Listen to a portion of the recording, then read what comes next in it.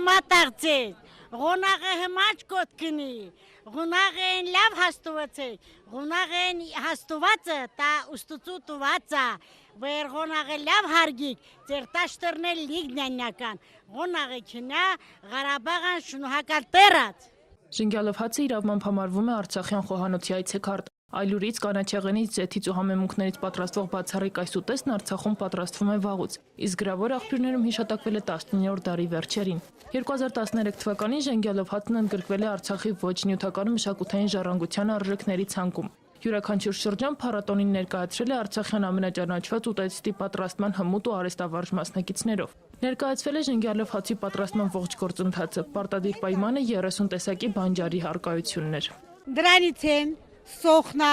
սամետնա, գունջիմինջուկնա, ճորճորոկնա, սպանաղնա, ճականդեղնա, պրապորտնա մեր պապական ասած։ Ցանկացողները իրենք էլ մասնակցել են գործընթացին։ Մոսկվայի ժամանած Գայանե Բրեյովն հաճույքով իր ձեռքով պատրաստվեց ծապու պապերի ուտեստը։ Ես շատ եմ սիրում Ժենգյալով հացը եւ գտնում եմ, որ դա ամենալավ մեր գերերից մեկն է։ Այս ամենն ուղեկցվել է ավանդական հյուրասիրությամբ, հետաքրքիր խաղմրցույթներով, երկու արցախյան հումորով։ Փառատոնին ներկա սփյուռքահայերը հիացած էին արցախյան ուտեստով։ Սիրեցի եւ գանչությունը օգուտ է։ Գանչություն, բդող, ասանք բաներ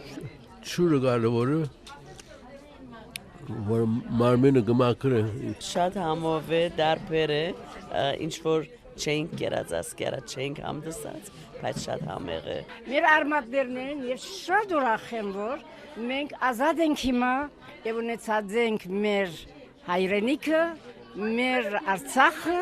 եւ շնորհավորում եմ այս քեղեցկությունը, որ գտեսնա։ Սա Արցախյան խոհանոցի փառատոնի շրջանակներում կազմակերպվող երրորդ միջոցառումն է։ 2014 թվականին Ասկերանի շրջանի Խանձ գյուղում կազմակերպվել է թոնրահացի, Հադրութի շրջանի Դրախտի գյուղում Արցախյան թթվի փառատոնը։